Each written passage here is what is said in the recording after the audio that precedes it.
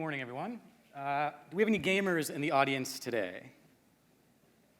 Sweet, yeah, look at that. So I am a 35-year-old game developer and gamer. I have loved video games all of my life.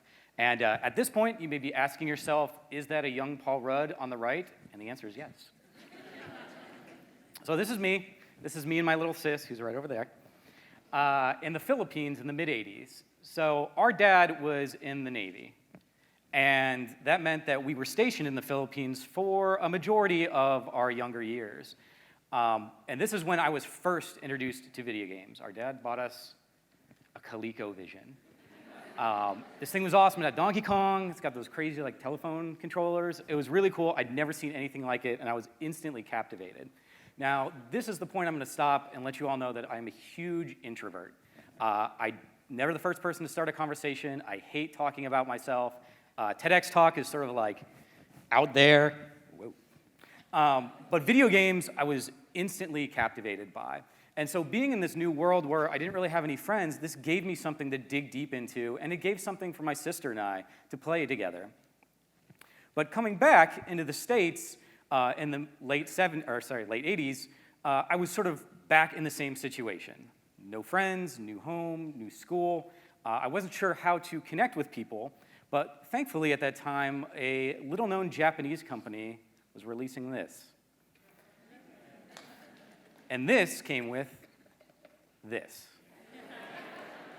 Super Mario Brothers blew my mind. Nothing like this had existed before. The way it looked, the way it felt, the way it sounded, it just began to sort of populate throughout all of culture, both gaming and non-gaming. It was everywhere for a long time. And for those of you who might have remembered the late 70s, early 80s, this is coming off of the crash of the video game industry. In 83 and 84, the industry was almost non-existent. It had gone from way up here with arcades being the thing to almost a completely dead industry. And Nintendo had brought it back. And what that allowed us to do, and allowed people like me to connect over something that we were super interested in. I was never really big into sports, but people were beginning to sort of see this as a thing. And so by the 90s, 30% of homes had a Nintendo Entertainment System in it. Compare that to 23% of homes had a PC in it.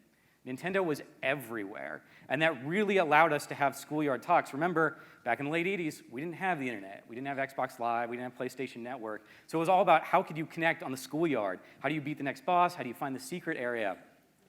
And that really allowed me to sort of have this sense of shared connection.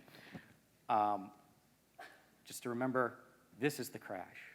I want this to sink in. In the mid-'80s, it was easier and more cost-effective for Atari to just bury their games in the middle of New Mexico than to try to sell them.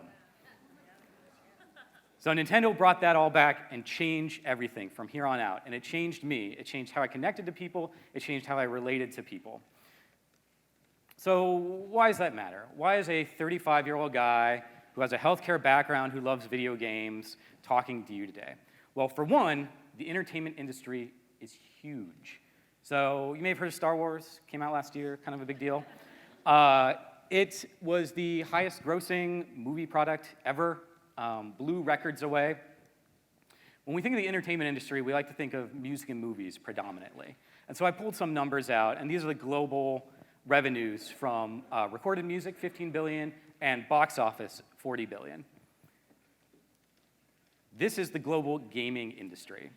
It is almost twice if you combine the two, music and box office. So we look at this, and this is pretty impressive. It took 12 days for Star Wars to make $1 billion. 12 days, that's kind of insane, right? Well, I'm gonna bring out Grand Theft Auto 5. This is also a game, many of you got some claps, nice. It also made $1 billion. It did it in 3 days. It did it in its opening weekend. This was the best-selling entertainment product in the history of consumerism right here.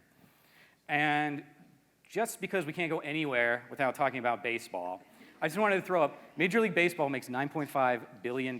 So in 3 days, Grand Theft Auto made about 1/10 of what Major League Baseball made all year. And Grand Theft Auto still continues to be in the top 10 game sales month after month after month. But it's not all about money, right? Gaming is about passion. All right, got some Pokemon Go fans here too. So Pokemon Go was released in July of this year, about 4 months ago. At Apple's press conference for the iPhone 7 in September, the Pokemon Go creators came out and they said that 4.6 billion kilometers had been walked by the combined total of Pokemon Go players in 2 months. So sort of what does that mean from a practical sense? Well, I did some digging. It's about 361,000 times around the Earth, or just a titch over the distance from the Sun to Neptune, our farthest planet out. It's also about 575 million Fitbit days. We talked about Fitbit a little bit earlier.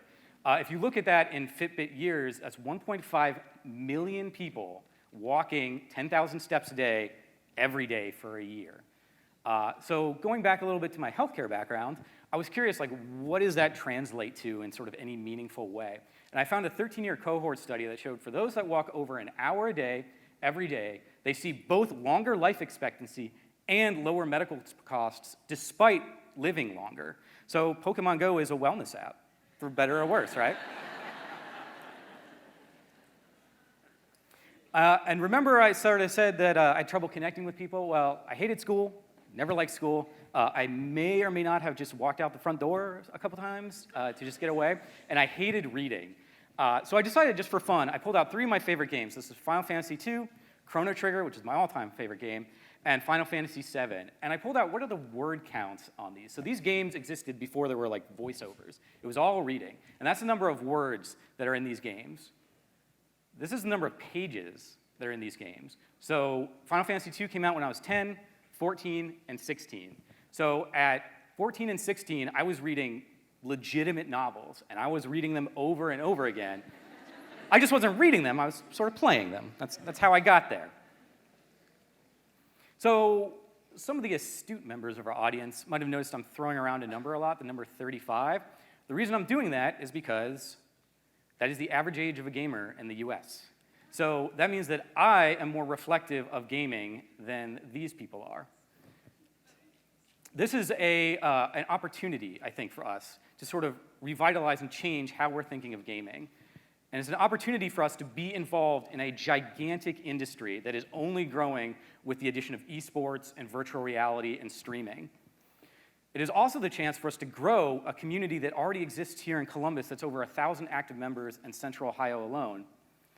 And it is a chance for us to plant our flag as Columbus as a place of doing this. This is the number of attendees we had in 2015 for GDEX, and those were from 21 states came to our expo.